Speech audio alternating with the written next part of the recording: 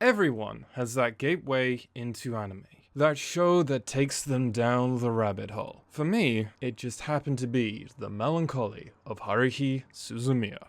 Like most children who grew up in the 90s, anime wasn't really something I thought about. It was more just a presence in my life. Pokemon, Dragon Ball Z, and Yu-Gi-Oh! And just simply saying the word Toonami will conjure up memories for us all. For me, shows like Yu Yu Hakusho, Outlaw Star, and Rave Master being shown alongside Justice League, Teen Titans, and the Jackie Chan Adventures. They all sort of merged together into just being shows that I loved watching. I wasn't always very sure of the plot, but I still loved the time I spent with them. However, when I lost access to Toonami, anime faded from my life. I saw some AMV edits online and really liked them, but I never thought much deeper than, those look cool. I did learn about Linkin Park thanks to those edits. Like all great things you enjoy, they have a way of finding themselves back into your life one way or another. For me, it was one fateful winter.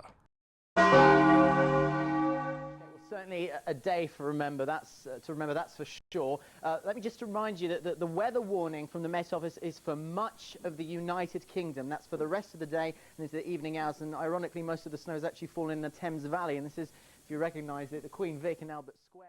While sitting at the family computer after eating some lunch, I came across a clip of this girl blackmailing a member of the computer club. I didn't have context, but for some reason, I was drawn in. It reminded me of those shows that I loved as a kid. It was over the top, slightly ridiculous, but I was brought into the world, her world, and time just faded.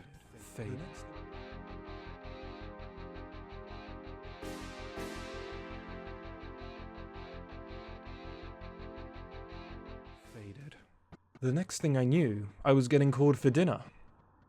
Wait, where had my day gone? Wait, this was my snow day. What happened? My world was consumed by this show. What did I watch?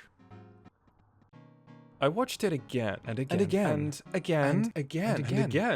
I fell in love with each of the characters. I watched both the sub and the dub. The innocence of not knowing the medium I was watching, what anime really is. I was just infatuated by the show. But what was the plot? If I watched it repeatedly, it had to be doing something different, and boy, was it. Hyun is your average high school student, ready to coast through life with as little effort as possible. This is until he meets Haruhi Suzumiya, a girl who couldn't care less about normal people, and is only interested in aliens, time travelers, and espers. Thinking she's just an eccentric weirdo, Hyun humors her, until he accidentally inspires her to start her own club, the SOS Brigade. What he doesn't realize is that Haruhi might actually have the power to reshape reality itself, bending the world around her, without her even knowing she's doing it. And the people around her? They're not normal students. Yuki Nagato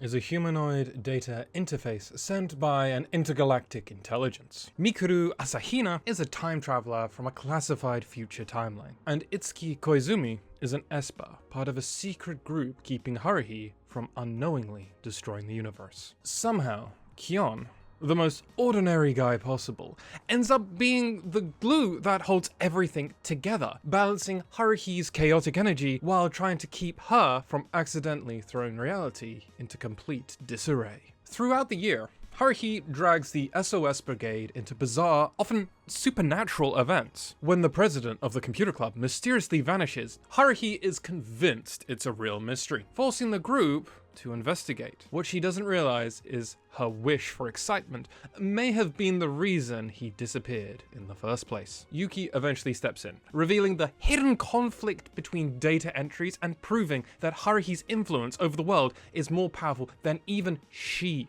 realizes. But the real test comes when Haruhi, frustrated with her mundane life, wishes for something completely new. Without realizing it, she's on the verge of erasing the world as we know it. Kion is the only one who can bring things back to normal, leading to one of the biggest decisions of his life. For Kion, it's another day in the SOS Brigade.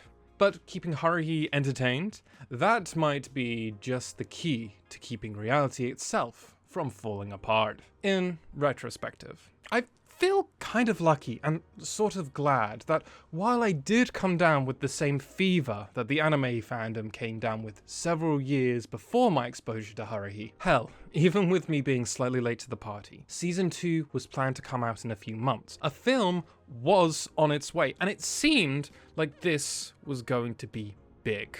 Looking online, there were still people talking on forums. People were still cosplaying the characters. It touched every inch of the anime fandom, with people copying its ending song's dance. I didn't know it, but for a period of time, Haruhi was the anime world. My gateway into the world of anime was Haruhi. It connected and showed me that high school shows didn't have to be this generic formula that I was familiar from UK TV. That it was one of countless, and I had stumbled into one of the best. The show kept me captivated. It felt like something new was going to happen each episode. That truly a goddess who was unaware of the sheer power that she held to prevent herself from becoming bored, moving from one interest to the next. Meaning that each episode felt like its own little time capsule. I kept watching over and over and over again to gain a greater appreciation, but I also kept watching as it felt like it was just my gateway into the world of anime. I've seen Reddit threads, forum discussions, and just general talking about how other people who have watched anime for a large part of their life, that early on, you'll just have that show that you'll just throw on. For some people who don't watch a lot of anime, that would be something akin to The Office or It's Always Sunny in Philadelphia. I could listen to the music and I can feel like I can keep going. Haruhi herself was this sheer chaotic force of will that if you have an idea, you should do everything in your power to achieve it. You might fail, but if you give it your all, no one can take that away from you.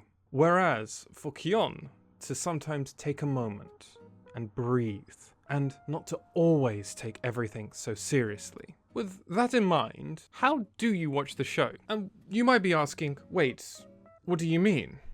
Oh, well, there is more than one, dear viewer. We won't delve into what Season 2 brought, but Season 1 has two orders, the broadcast version and the Haruhi version. This gets weird with ordering when you start to add Season 2, which really turns the season into a large 28 episode anime. But I digress. Part of the charm for myself when I first watched the show, I watched it in a totally random order. The show itself has a somewhat non-linear order. While you can watch it in the correct order, due to the endless 8 of Season 2, which, just watch it in the DVD order, and you'll be fine. But why do this? Are you questioning our goddess Haruhi? The melancholy of Haruhi Suzumiya changed my world. I wouldn't have traveled to America for an anime convention, made countless friends, nor would I have found my irreplaceable partner if I hadn't watched it. Even now, when I rewatch it, I feel like I'm transported back to that snow day. And for a moment, everything feels like it's going to be okay. But with that all said, thank you so much for watching, and I'll see you all very, very soon.